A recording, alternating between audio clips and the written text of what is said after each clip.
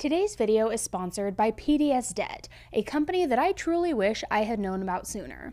Now, let's all be honest, nobody likes thinking about debt, but the truth is many of us face it, especially around the holidays. In fact, did you know that last year, nearly half of American consumers took on debt just to pay for holiday expenses? It's something that we all hope to avoid, but it happens, and there is a solution, and that's where PDS Debt comes in.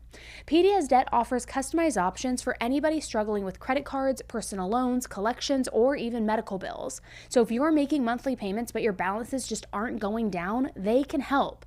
They create personalized solutions tailored to your situation, all to help you get out of debt faster and save more while doing it.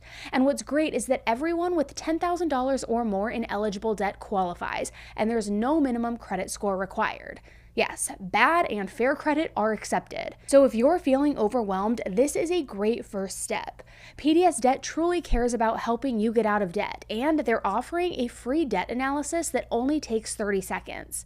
I really believe in what they're doing because debt is tough to talk about, but taking control of it is empowering, and PDS Debt makes it so much easier.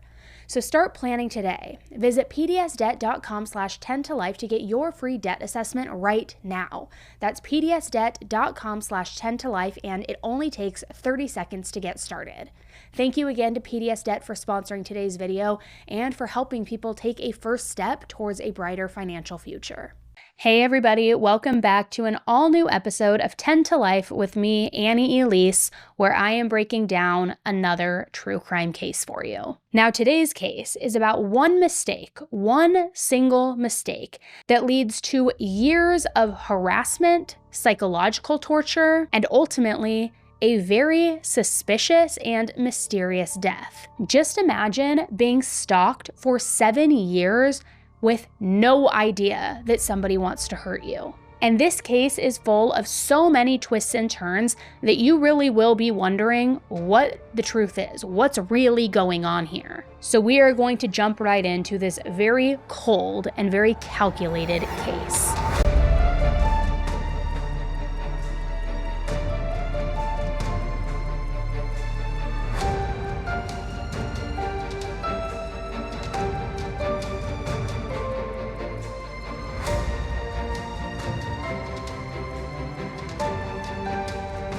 This is 10 to Life with Annie Elise.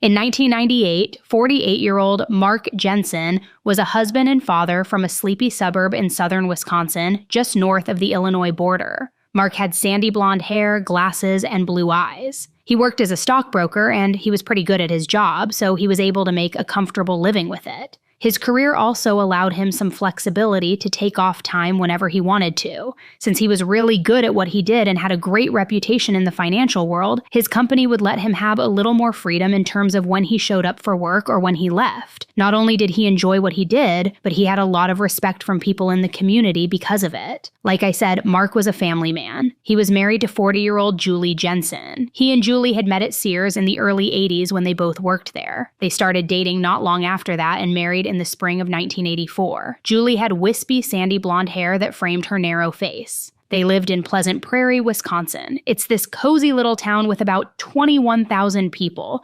Perfect if you're into small town charm. It's super family friendly too. Lots of parks, nature trails, and places for kids to run around. It's a really safe place and it's quiet, which is exactly the vibe that Mark and Julie were going for. They lived in an upscale neighborhood called Carroll Beach, and early on in their marriage, they worked in the same industry. I mentioned how Mark was a stockbroker. Julie also worked at a financial firm, but as an administrative assistant. Their first child, David, was born in 1990, and their second, Douglas, came along in 1995. Julie decided to stay at home to raise the boys. She loved everything about motherhood, and she also thought it was best for the boys for them to have their mom around all day, every day. And luckily, Mark was making enough for her to do that.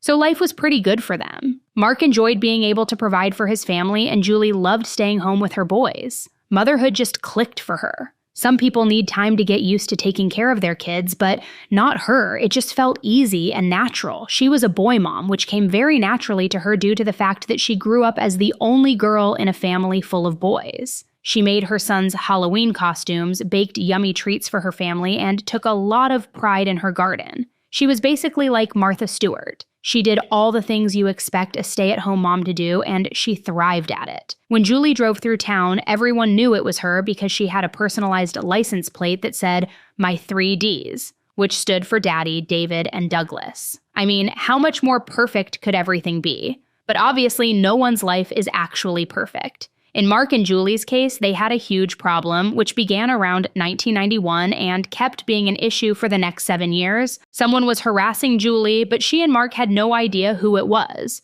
Julie assumed it was a man due to what was showing up at her house and in her emails. Sometimes it would be a picture of a penis or some other type of pornographic image. And when I say this stuff was showing up at her house, I'm saying someone had taken the time to actually print the image out on paper and then physically leave it at her house. She would also get calls all of the time where as soon as she answered, the person on the other line would hang up without saying anything. And there was no way for her to trace these calls because caller ID wasn't everywhere yet. Now, if this had all just been an email or two, they could have chalked it up to spam. But being that this was happening multiple times, not only through email, but in real life too, they knew this was harassment from a real person. What made it all even creepier was that whoever was doing this didn't just do it from a distance. Sometimes Julie would walk out to her car and find an X-rated photo sitting on top of it. And one time she went outside to her porch only to find all her outdoor furniture had been rearranged. She knew Mark hadn't done it and her boys were too little to move the stuff on their own. Someone literally came to her house, the place she felt safe, and moved her furniture just to send a message that they could get to her anytime. It was so creepy. And it's not like this was a one-off incident. This all went on for years. This was before ring cams or anything like that. So Julie and Mark never really knew what they were going to find in their inbox, their driveway, their porch, or even parked across the street.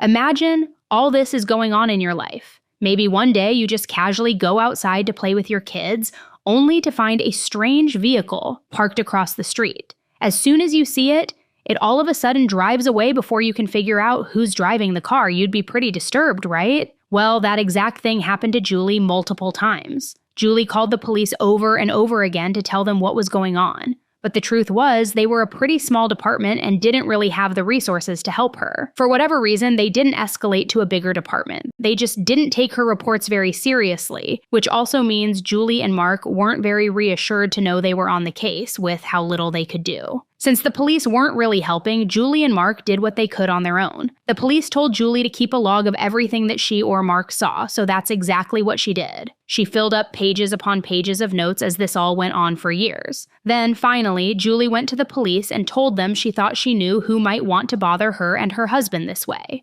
This was someone she'd suspected for a while, but she hadn't mentioned it before because it was personally embarrassing for her. See, way back in 1991, right around the time that the harassment started, Julie had an affair with an old coworker named Perry Tarika. They'd worked together before Julie became a stay-at-home mom while she was still working as an administrative assistant. And while she and Perry had a lot in common, Perry was going through a divorce, and even though Julie wasn't, she was dealing with a rocky patch in her marriage. She didn't like the way Mark was handling fatherhood, and it made her frustrated with him. They were getting more distant, like they weren't a united team anymore. To make things more complicated, Perry had a small child that he was helping raise, so he was kind of doing all of the things that Julie wished Mark would do. From what I can tell, Julie didn't start out wanting to cheat on Mark. She just liked that Perry understood what she was going through and she could open up to him. So they began as friends and then they started flirting, but still, the thinking was that flirting is harmless. It doesn't mean you're going to act on anything. It was all pretty innocent overall.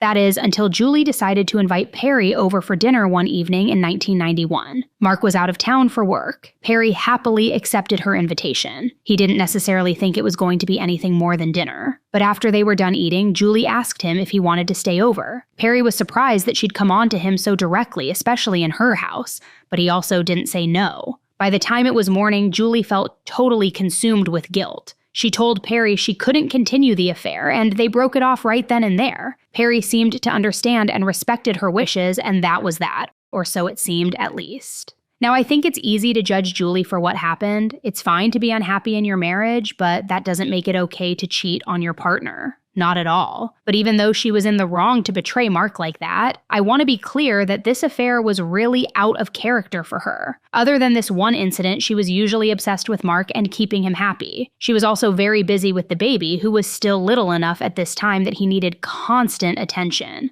The point is, you can't know what's going on in someone else's mind or in their marriage. Julie was in the wrong. But she also wasn't some serial cheater who was constantly sneaking around behind Mark's back either. She knew right away that what she'd done wasn't right, and the guilt really got to her. It probably didn't help that in 1990 and 1991, Julie was also seeing a therapist for depression. It ran in her family, and she was struggling. She was afraid that she'd end up like her mother, who also had depression and abused alcohol. The therapist diagnosed her with postpartum depression and prescribed her Paxil, which is an antidepressant. So Julie was unhappy in her marriage and had depression. Then she had an affair, and afterwards she felt even worse. Then, somewhere along the way, Mark found out what had happened. I honestly don't know if that's because Julie came clean or if he found some evidence that Perry had spent the night. The point is, the marriage got even worse. Julie even filed for divorce, and I think that's notable, that it was Julie who did it and not Mark. But even though they seemed to be on the road to splitting up,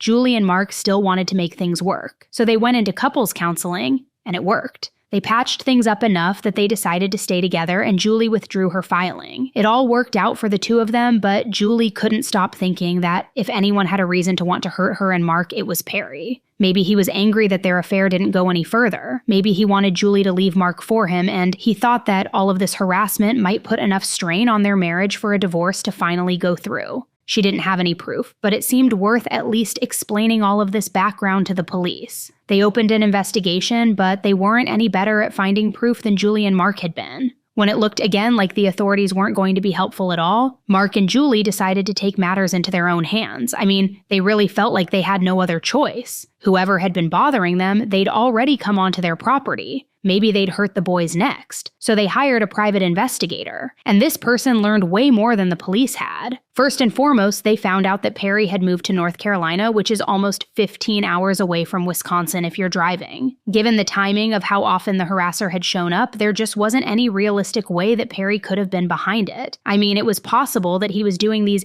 insanely long drives over and over again, or even that he wasn't going back and forth but was staying somewhere near Mark and Julie's house while he pretended to live in North Carolina. But it didn't seem very likely. In fact, when Perry found out that Julie was getting harassed, he wrote her a letter to check up on her and make sure that she was okay. He was worried about her. It really didn't sound like he was faking concern. He really cared about her, even if they weren't together. Well, when Julie got that letter, she didn't write back. Instead, she turned it over to the police. Perry ended up getting a ticket. I'm assuming that means she had some kind of restraining order against him that he violated. But admittedly, that's just my speculation. I do know that Julie and Mark still suspected Perry, even after the private detective learned he was living in North Carolina. And here's the strange thing, after Perry learned about what was going on with the harassment, they got way more obscene photos sent to them, like the harasser upped their game. So I can totally see Mark and Julie's thinking there. It did come across like if Perry was behind all of this, he escalated once he learned that his tactics were working and he was getting under Julie and Mark's skin. Why else would this happen right after the cops and the private detective talked to him? Mark, in particular, continued to find photos not only outside the house on the property, but now he was getting them at work. He would walk back to his car after a long day only to find a really graphic photo tucked under his windshield wiper. One photo was of a woman performing oral sex on a man. He couldn't see their faces, so he had no way of knowing who the man and the woman were. That was true of all of the pictures Mark got. They never had a visible face in them, but based on the way the woman's body looked, he thought there was a good chance that the woman was Julie. His theory was that maybe Perry secretly photographed himself and Julie when they had their one-night stand, and all of these photos were from him. So was it her? I've got to imagine that Julie would know what her own naked body looks like, so she should have been able to tell Mark if his theory was true or not. I'm not 100% sure how that whole conversation went down, but I know that at that point, Julie wasn't really thinking clearly about things. She was so consumed with guilt that she herself was probably starting to believe it was her in the photos. Again, this is all my theory since this hasn't been confirmed. The thing is, They didn't know anything for sure. All they had to go by was theories. So they went to the private detective again, and this time they tried to set up a way to catch the person in the act. By this time, Mark had realized that the photos always showed up on Fridays between noon and 5 p.m., so the PI would stake out somewhere on a Friday, waiting. But when they put this plan into action, it didn't work. Nobody showed up. They tried again the next Friday, but the same thing happened. The detective waited and ended up waiting for absolutely nothing, because nobody ever showed up to leave one of those pictures. So the next step was to look at Mark and Julie's phone. The detective put a tracer on it so that if Julie got another one of those creepy calls where the person hung up right away without saying anything, they could see who the caller was. But almost like magic, as soon as the tracer was installed, the call stopped, and you might be thinking, okay, clearly the harasser knew what Julie and Mark were up to. They knew exactly what they were trying and knew to change up their tactics to not get caught, right? Well, it's possible. But it's also true that Julie had never gotten those weird calls super regularly. Even before she brought in the PI, it was normal for her to get a bunch of calls in a row and then to not hear from the person for months at a time. So it was possible that it was just a coincidence that the calls stopped around this time. Either way, none of the detectives' methods were working. So Mark and Julie decided to let the PI go. They were fed up and felt like they weren't making progress. And they didn't want to waste any more money on something that wasn't getting them anywhere. Julie also felt incredibly guilty, like it was her fault. She thought that if she just resisted temptation and not had an affair, her family wouldn't be going through all of it. She blamed herself completely. Now fast forward to December 1st, 1998. Julia was struggling with depression again. She'd stopped taking her meds, but honestly, I don't know if this was a new development at this time, or if she'd been off them for a while. I do know she went to a doctor to talk about how she was feeling, and they gave her a new prescription for the same drug, Paxil, and told her to get back to taking it again. Now, they also asked Julie some routine questions about her life and her health, all of which are very normal at these kinds of appointments. For example, they asked Julie if she had any thoughts about self-harm, and she said no. That wasn't one of her depression symptoms. They also asked her about stress and if anything difficult was going on in her life. Talk about opening a whole can of worms. Julie was like, where do I begin? She'd been stalked, she'd been getting upsetting photos, this old affair kept rearing its ugly head, and on it went. But Julie also said something a little surprising. The harassment had actually stopped several months before in August. Now, that didn't mean the stress had completely disappeared. The things she dealt with, it's not something you can just move past and be done with. She had to be worried that any day now, this harasser would come back. But also, even though the detective hadn't identified who was behind it all, their methods had kind of worked. They put the tracker on Julie's phone and the calls stopped. They staked out the house 2 Fridays in a row, and no photos ever showed up at her house or her car again. Even the emails had just stopped coming in. Now, I can't give the PI full credit for all of that. That August, Mark had switched jobs, so that could have been a factor somehow. And one of Julie and Mark's neighbors noticed that things started to change around that time too.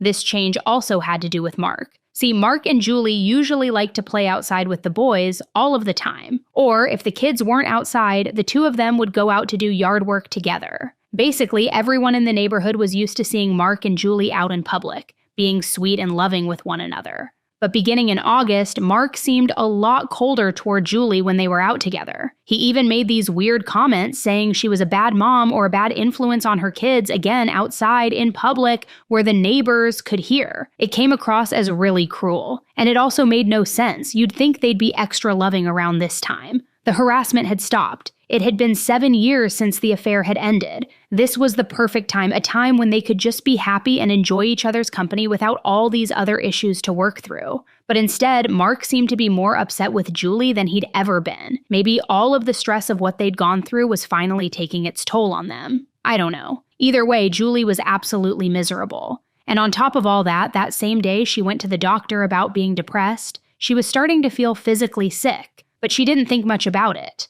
She figured she had 2 young kids and she probably caught something from one of them. If you have kids or work around kids, you know what I mean. 2 days later, on the afternoon of December 3rd, 1998, Mark picked up the boys at school. When he got home, he found Julie in bed, on her stomach, under the covers. He probably assumed she was taking a nap since she was under the weather, but when he got closer to her, he realized she wasn't breathing. So he called 911.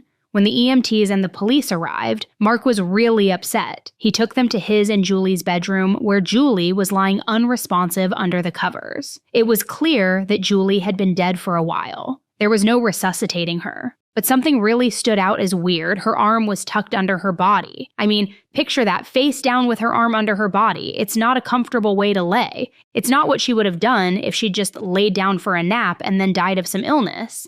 And there were no drugs, guns, or anything like that near Julie. Her body also had no wounds on it. So the officers asked Mark if he had any idea what had happened. He told them that Julie had been feeling pretty sick for the past few days and she was taking Ambien to help her sleep. He'd even seen the bottle sitting out on the kitchen counter, so it looked like she might have taken some that day. On top of that, she'd also recently gone on her antidepressants, so there were a lot of drugs in her system that were new to her. He also told them that not only had she been depressed for months, but that she hadn't really been eating much or sleeping well. So at face value, it appeared that Julie had taken her own life. There was no note, but it was what the evidence pointed to, that Julie might have mixed the pills on purpose because she'd wanted to die. Mark gave the police permission to search the home and confirm their theory. He was noticeably upset and just wanted answers, so the police gathered all of the evidence they could, including the family computer. In the meantime, Mark's dad showed up. He and Mark went outside the house, where they found all the neighbors gathered around, wondering what was up with all the commotion. So Mark and his dad walked up to them and said that Julie had died due to a bad reaction to her medications, which was quite the bold declaration because the investigation was literally still in progress. It had just started. There hadn't been an autopsy yet, and nobody knew what had happened. I guess I could see Mark being in a lot of shock and latching onto the first theory that made sense to him. He was probably still processing the news that his wife was dead and not thinking logically about all the steps they'd have to go through to know for sure it was the pills. Either way, the point is, nobody knew how Julie had died yet. But because of what Mark said, rumors were already spreading through the neighborhood. That might be part of the reason that right away things got weird between Julie's family and Mark. Julie had been really close with her brothers, and she'd even talked to one of them about how she wanted to be buried near her relatives when she died. But even though Mark knew that, he had Julie's body cremated. That alone didn't sit right with Julie's family. But what could they really do? Mark was her husband and had the final say. So they tried to do what they could, plan a big event where everyone could spread the ashes or at least get an urn, something. But Mark just didn't want to talk about it or plan anything. Even if someone asked a basic question like, what happened to the ashes? Where are they? He'd be elusive and not want to say. Sometimes he made excuses, like there was some big, important reason that he couldn't tell anyone where the ashes were. Other times he'd change his story on what he did with them. He finally gave in and told them that his son David, who was 8 at the time, had spread the ashes in Lake Michigan. It was just weird though, the whole thing. I mean, David wasn't going to go to the lake all on his own. He didn't walk there or drive himself. So it kind of came across like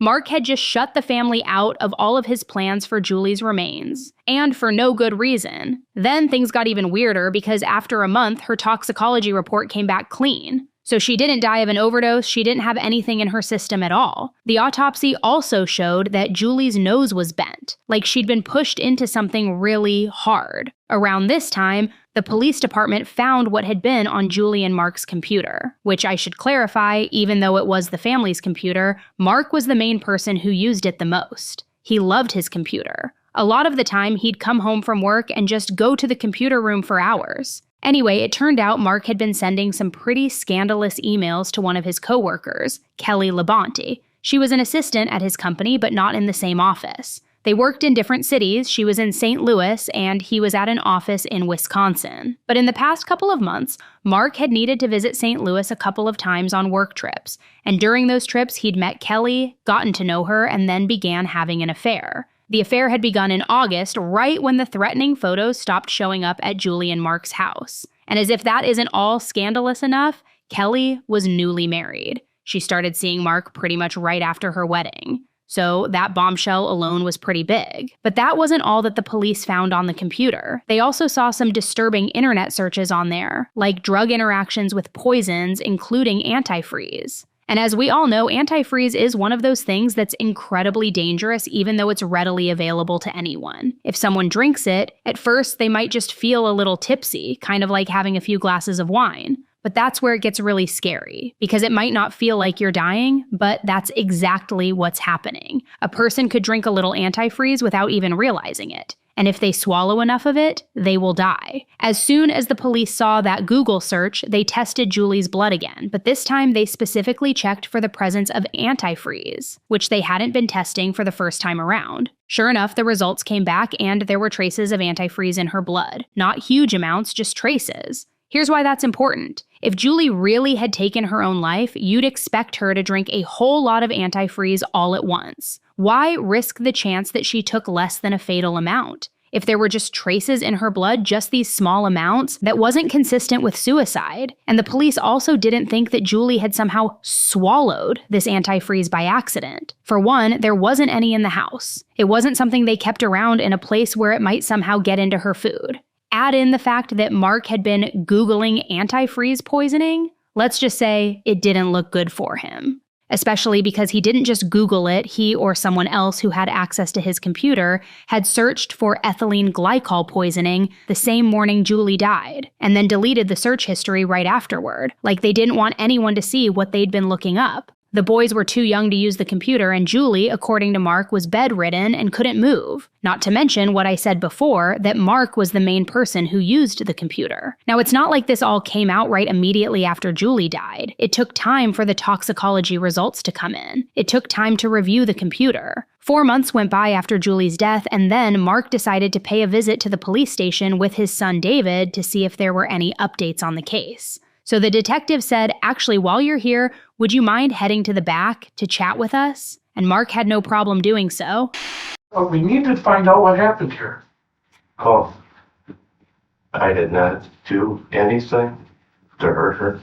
There was a question between myself and the kids that morning whether or not to call an ambulance. Her breathing was funny. She could hardly get out of bed. I mean, it was a god-awful situation. Here in your statement, Wednesday, December 3rd, Julie, they could hardly move. Here, 9 p.m., told me that she was fine and she wanted to commit suicide. And on Wednesday morning, Julie asked me not to call anyone, meaning not to call her help. She wanted to die. Right? Yeah. So on Wednesday morning, she asked me not to call anybody. she's pretty bad off. Wednesday she wasn't looking good. She couldn't. No motor control. Should you call the rescue squad that Wednesday, you think? She was bad off enough to where she should have called the rescue squad, but she didn't want you to. She didn't want me to. Well, right, I should have. In hindsight, I know that. So you didn't do anything to aid in her death, No, but you didn't do anything to stop her from dying. I really didn't. I mean, I just watched it happen. Are you up to looking at some pictures of her? I can grab them real quick. Okay. Show you what the position she was in there, and maybe you could explain it a little bit further. I've got the image in my mind. Okay. It'll take me just a minute to look at. Okay. Let me bring back in the photos and I'll show you. See, like here's a picture of Julie, and you can see here. Look at the nose, how it's bent, like it was pushed into the pillow, like somebody pushed it in there. I don't know how to explain that, Mark. You know, here's probably a better. See how that, I mean, that's almost looks like it's broken.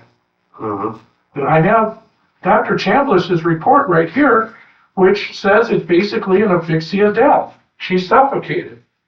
And the only way you can suffocate, Mark, is if you did something to her. A 41-year-old young female does just not stop breathing. You had to do something, Mark. Be honest with me. Be straight with me, Mark. Be a man. Tell me what happened here. Nothing more than what I told you. You didn't get on top of her? No.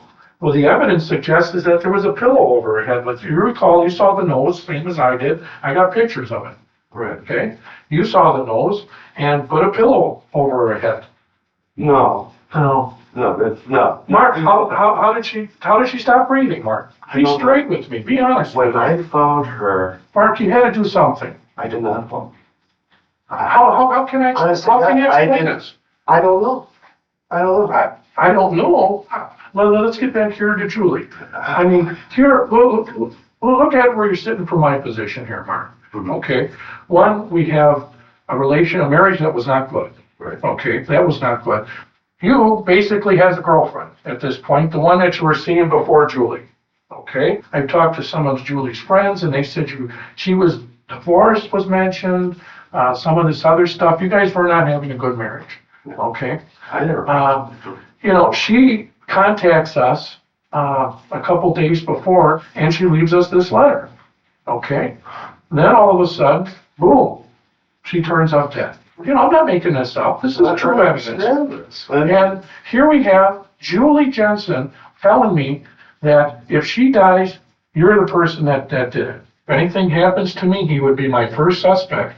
I know he's never forgiven me for the brief affair I had with that creep 7 years ago. I have been doing this 15 years, Mark, and I've never had anybody leave me a letter telling me that if they die, it's this person that killed me. Okay, so I feel like there is a lot to unpack with that interview. But first and foremost, I am 100% positive that Mark regretted walking into that police station of his own free will that day. But second of all, we need to look more closely at the letter that Julie left for the police. A letter that Mark had no idea about, so the note was addressed to the Prairie Police Department. Julie had given it to a neighbor and told them that if something ever happened to her, they should pass the letter along to the police department. The letter said, "I took this picture and am writing this on Saturday, November 21st, 1998 at 7 a.m. This list was in my husband's business daily planner, not meant for me to see. I don't know what it means, but if anything happens to me, he would be my first suspect. Our relationship has deteriorated to the polite superficial. I know he's never forgiven me for that brief affair I had with that creep 7 years ago. Mark lives for work and the kids. He's an avid searcher of the internet. Anyway, I do not smoke or drink. My mother was an alcoholic, so I limit my drinking to 1 or 2 a week. Mark wants me to drink more in the evenings with him. I don't. I would never take my life because of my kids. They are everything to me. I regularly take Tylenol and multivitamins. Occasionally take over-the-counter stuff for colds, Zantac, or Imodium. Have 1 prescription for migraine tablets, which Mark uses more than I. I pray I'm wrong and nothing happens, but I am suspicious of Mark's behavior and fear for my early demise. However, I will not leave David and Douglas. My life's greatest love, accomplishment, and wish. My 3 Ds, Daddy, David, and Douglas. The list that Julie was referring to included things like syringes, razor blades, and poisons. Not exactly things that a financial planner would need to keep track of for his job. And it turned out that not only did Julie let police in on what was going on before she died, she'd also briefly mentioned her fears and worries to David's 3rd grade teacher, which was a bit strange because it wasn't like Julie knew the teacher well by any means. They weren't friends, they weren't hanging out together outside of school, they barely knew each other. But Julie did work as a parent helper on Wednesdays for an hour and a half. But one day that fall, only a few weeks before she died, she randomly told his teacher that she was afraid Mark was going to kill her. Naturally, the teacher was shocked, and she told Julie that if things were really that bad, she should get to a woman's shelter. Julie wasn't on board with that idea, though. She knew if she moved into a shelter, she couldn't take her kids with her. Another day that fall, Julie was sitting on her porch, crying while her neighbor was leaving for work. This was the same neighbor she gave that letter to later on. Well, this time around, the neighbor asked her what was wrong, and Julie went on and on about how hard her marriage was and how she thought Mark was trying to poison her. She'd seen something on his computer, I'm guessing the same search history that the police eventually found, and he was always trying to get her to drink wine, even though she wasn't a drinker. Julie even called the police department a few days before her death, worried that her husband was going to do something to her. But they said that they couldn't really do anything to help her, and that she should go to a women's shelter, same as what the teacher said. Anyway, Julie said that she couldn't do that because, again, she knew that if she did, Mark would take the boys from her, and she couldn't risk that happening. It almost sounds to me like Julie knew exactly what kind of a situation she was in. She knew that she was in danger, and she wanted everyone else to know too. It honestly makes me sad because if I had to guess, I'd imagine she wasn't just thinking in terms of, here's some information that will be helpful to the police after I'm dead. She probably wanted someone to step in and actually help her. It was cry for help after cry for help, and nobody did. Nobody intervened until it was too late. But let's circle back to Mark's bizarre interview with the detective. Something else that stood out was Mark told them that he just watched Julie die, but the police knew that timeline didn't make sense. By the time first responders got to Julie's house, she'd been dead for a while, since long before Mark made the 911 call. So did he watch her die and then sit around and wait before he asked for help? Or was his entire whole story a lie that he was now struggling to keep straight? The detective also asked Mark who Kelly was. At this point, Mark had no idea that they had gone through all his emails and knew exactly who Kelly was to him, so he lied. He told the detective that she was just a friend. The detective kind of pressed Mark a bit on that one. He kept it up until Mark finally admitted that they had gone on a date. That's what he made it sound like, one date, not a full-blown affair. And this was especially bold because shortly after Julie died, Kelly left her husband and moved in with Mark in his home. He paid for the move, which isn't the sort of thing that would be hard for the police to figure out. He was just telling these obvious lies for no reason. I mean, even if he didn't want to admit to the affair, he still could have said that he started dating Kelly right after Julie's death. It's a little fast to move on to someone new, but it's not illegal or anything.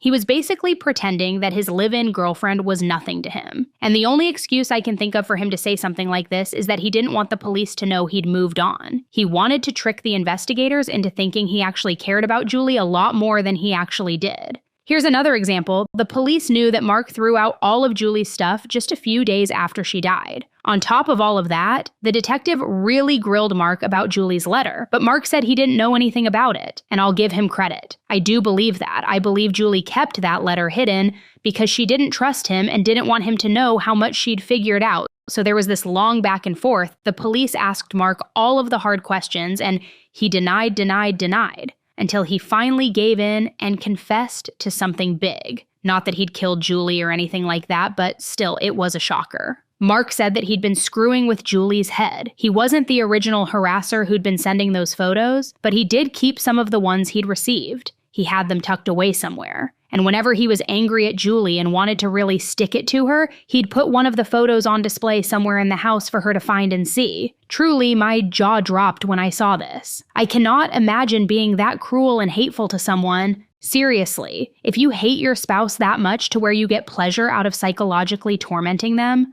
divorce exists for a reason. Maybe the most frustrating part of all of this is the fact that none of that is illegal. You're absolutely allowed in the eyes of the law to put disturbing pictures up in your house to F with your wife. Mark wasn't admitting to anything illegal, and even after 4 hours of interrogation, the police didn't have anything to hold him on. They had to let him go. After that, a few months went by with no new developments. Mark and Kelly continued dating each other and living together. Eventually, Mark founded a successful construction business, and then in March of 2002, he proposed to Kelly. She said yes, and they put an engagement announcement in the paper. By this time, it had been over 3 years since Julie's death, and the police had nothing to show for all of their investigating. When the district attorney saw that photo in the paper, he knew he had to do something. He couldn't keep waiting for something to turn up, and he definitely didn't want Kelly to be Mark's next victim. So he figured he would use the evidence he did have against Mark to make the arrest. And so in March of 2002, Mark was arrested for first-degree murder. But Mark had money and resources. Even though his bond was set at a whopping $500,000, he paid it. He could afford it. So he got out of jail and then went right back to life like normal. There wasn't enough evidence to ever send him to trial, and the charges had been dropped. He and Kelly went on to have a baby together. David and Douglas were still in school and starting to grow up. They even started calling Kelly Mom. Years and years went by. It was almost like everyone had completely forgotten about Julie and her case. Like it was just going to go cold and end up as one of those unsolved murders that we always wonder about. Then finally, a full 8 years after the murder, a witness came forward, and they had truly damning testimony against Mark. See, a man named Ed Klug had used to work with Mark. Ed and Mark also attended a business conference together about a month before Julie died. One night, after they were done with their work for the day, they went to a bar for drinks. They both got a little bit tipsy and started venting about their marriages. But this went way beyond normal venting for Mark. He full-on said that he hated Julie. He wanted her to die and he wanted to kill her. Still, sometimes people just say things. They vent, but they don't mean it. Luckily, that wasn't all that the police had on Mark. Not at all. They had so much other evidence. And all of that, plus Ed's testimony, was enough for them to arrest Mark again. But this time, with a $2 million bond. Mark had money, but not that much money. So he was stuck this time with no easy way out. In January of 2008, his trial began. And the opening statement really laid out the full story in a very clear, stark way. On the morning of December 2nd, 1998, Julie Jensen was very ill. She was very sick, and you're going to hear from expert testimony about the first stages and the second stage and the third stage of ethylene glycol poisoning. It's all on the internet that her husband, Mark Jensen, was consulting in looking for ways to murder his wife in the weeks and months preceding her death.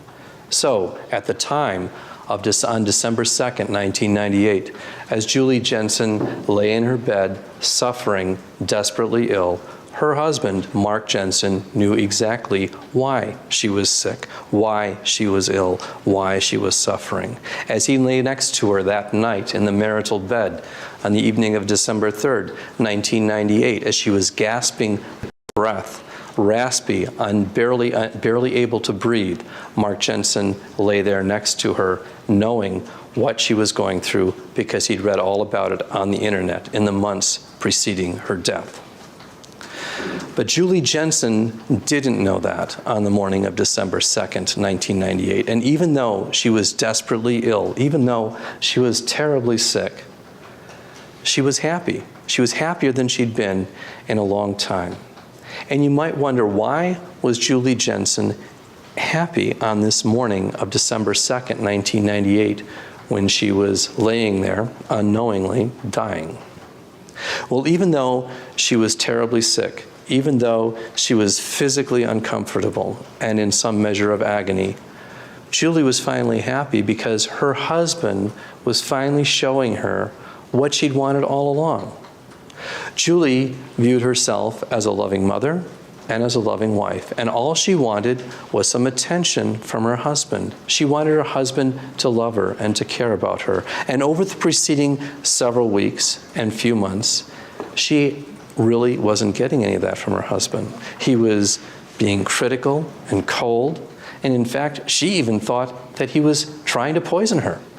Their theory was that Mark never got over Julie's affair, which was pretty rich given that he also cheated, and his affair lasted a lot longer and was more serious. They also argued that Mark killed Julie so he could be with Kelly. The defense said that Julie drank Antifreeze on purpose to take her own life, and the reason she told all those people that she was afraid of Mark and wrote that note was to frame him. Now, you might think it would be hard to sort through which story was true and which one wasn't. Except while Mark was in jail waiting for his trial, he opened up to another inmate, a man named Aaron Dillard. This is the conversation out of his mouth for what happened to that. He said that they went to the doctor because she was really depressed and things like that, and that when he went to the doctor, they gave her Paxil.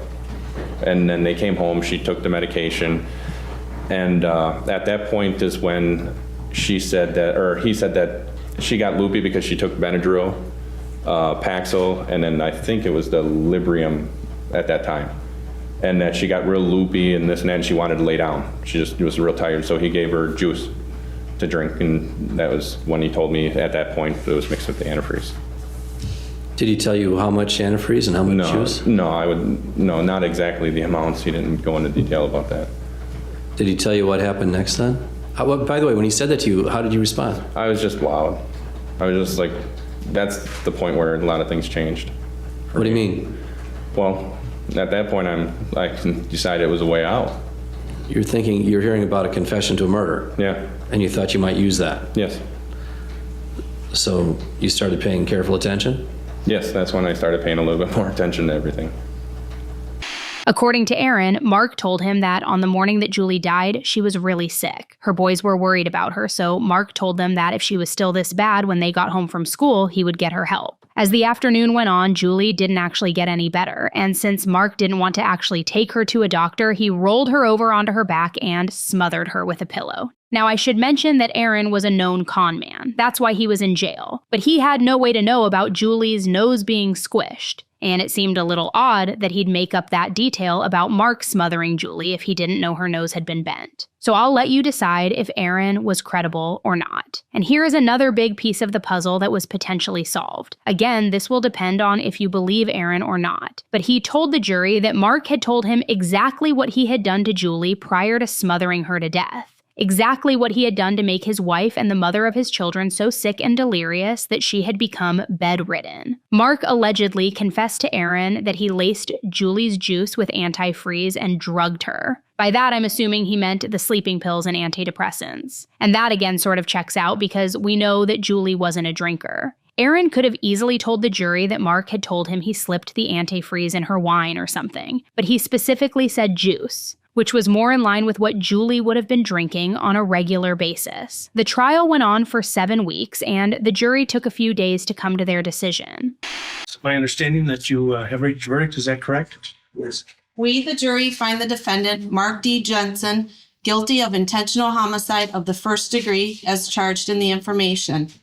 Mark was sentenced to life in prison without the possibility of parole. He was visibly upset and crying when the verdict was delivered. But Mark didn't just take that verdict and accept things for what they were. He fought hard to get it overturned through appeal. Until finally, in the spring of 2023, when he was given a new trial. Now remember that letter Julie wrote about how she was afraid of Mark? During the retrial, that letter wasn't allowed to be entered into evidence, which was a big blow because it was a huge piece of evidence for the prosecution. The good news is they found other evidence, namely Mark and Julie's son David, who was testifying for the prosecution.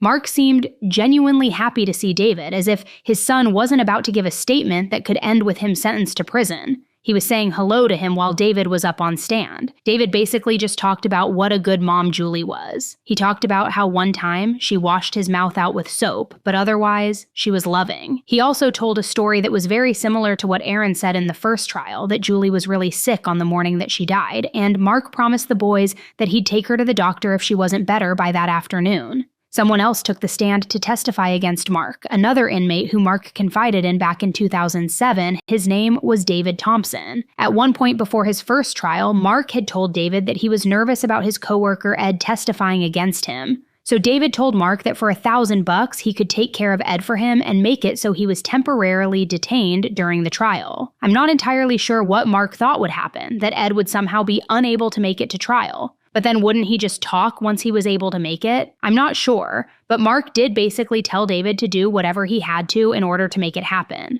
Mark was excited about this offer and ended up calling his wife Kelly saying he needed $1,000. Little did Mark know David had no plans to actually do anything. He just wanted the money. So he pocketed it and didn't do anything to Ed. Kelly also testified in this trial, but she was no longer Mark's wife. She'd divorced him a year after he was originally convicted, and now she let them play a phone call between her and Mark in the courtroom.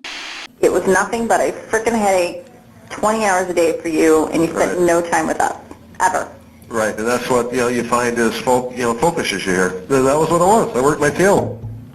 So I've paused it at 0638. Did you hear the voices in this recording? Yes. And did you recognize your voice? Yes. And then who's the other voice on the recording? Mark Jensen. All right, so now continuing. Well, made money, but you didn't have any life, so I just want to have some fun. Sell the book, sell the movie, move to Colorado, or wherever we decide we want to live. That's going to be the question. Where do we want to live? Where do we want to live? Mars. What's that, Mars? Yeah. Yes. Well, away from here so we don't have to deal with it. Someplace where we got... Let's go to Oompa Loompa land. Activities to do that are going to be fun to do. Excursions to go see. Day trips to take. Restaurants and little coffee shops to go hang out at. And restaurants to explore and all that other crap, just fun stuff that you can do. Colorado sounds like a good spot. I'm thinking so. I'm thinking, if they're all said and done, would be back to where we were. Well, North Carolina, I hear that's a nice place to live. In 2002. Where's that? North Carolina. Yeah. That'd be fun. We'd have to acquire an accent, but... I mean, Colorado, maybe somewhere in the Sierra Nevadas. I don't know, but we don't... Sierra Nevada? Yeah, what is that? Nevada. Like Lake Tahoe area or something like that? I'm not really sure. My husband's been in jail too long. He's kind of losing it, I guess. What's it? I'm using big words? No. Things like, why on earth would you want to go there? Oh, I don't know. I haven't been there, so I'm thinking, hey, it'll be fun. It'll be we can take some time and figure it out. Yeah. Well, then let's just move to Idaho. That'd be fun, too. They have great fishing there, I hear. I know. Fly fishing and stuff like that? Great golf courses, apparently. What? Yeah, anywhere out there. That's what I'm thinking. There'll be time to get away from here. All right. Yep. So, funny. Oh. Well, the guy today was offering to go grab somebody and sit on him. Okay. Oh. Just the way the kids used to be able to do it, you know? Yeah. When they would go find Doug, grab him, pick him up, carry him somewhere, sit on him. Yep. So. Oh, God. But that would be we got time to figure it out and have some fun with it. Mm-hmm. That's the big question is Yep. where do we want to go and where do we want it to be? And where to from here? Draw a line, put all this behind us. All right, so pausing it at 0904. Just a few follow-up questions on what we just heard. Did you hear the defendant make a comment to you about sell the book, sell the movie? Yes. And what is that about? He talked about, selling the rights to the situation that he's in with this case and making money off of it. And so his plan is to write a book and sell it? Yes. And then it becomes a movie and that sells? Right. I think it really shows just how much of an ego Mark had. Not only did he assume he was going to be found not guilty, but on top of that, he was going to have a movie made about him. And he was going to make so much money off of it that they could basically go wherever they wanted to and have fun and start a new life. But the biggest bombshell was that everyone finally got an answer to the question of who had been harassing Mark and Julie all those years. Any guesses? Well, a computer forensics specialist found out that Mark had been receiving emails from someone named Turtle. That's who'd been sending the explicit photos. And it turned out Mark had changed the name on his work email so that whenever he sent an email to himself, it said his name was Turtle. Now, I'm not sure if this is actually that shocking to anyone. Pretty much as soon as Mark admitted that he was leaving pictures around the house as well, he might as well have admitted that he was the harasser. He was showing that he didn't actually care about Julie or her well-being. So it's not exactly a shock that he was torturing her this other way too. Even without Julie's letter to police, the jury thought this case was pretty clear-cut. We, the jury, find the defendant, Mark D. Jensen, guilty of intentional homicide. Now, both of Julie's sons appear to be doing well for themselves. From what I can tell, they're still close to Kelly, who they see as a second mom. And Kelly has also remarried. I'm not going to lie. I'm a little surprised that Mark is still close to his kids, which I'm basing on his reaction when David came to court to testify against him. But I also get that this is a truly terrible position to be in, to love your dad while also knowing he killed your mom, who you also loved. And it's not 100% clear whether the kids fully believe Mark is guilty or not. Even with all the evidence, I'm sure there's a bit of denial at play. Mark still raised them throughout their entire childhood, which, minus their mother dying in a mysterious way, seemed like a rather normal upbringing. I'll also say I think there are still some questions about this case that haven't been answered. In particular, I want to know who was parking outside of Julie's house and then driving away when she saw them. If it was Mark, you'd think she'd recognize him right away. So, did he hire someone else to mess with Julie that way? Was she just imagining things and feeling paranoid because of all of the other harassment that was going on? But what do you guys think about this case? Do you think that Mark is exactly where he is supposed to be? Or is there a chance that Julie really did this to herself? And who was the driver in your mind? I'm very curious to know what you guys think, so please let me know in the comment section. Thank you again for tuning in to another episode of 10 to Life, and until the next one, stay safe. Bye.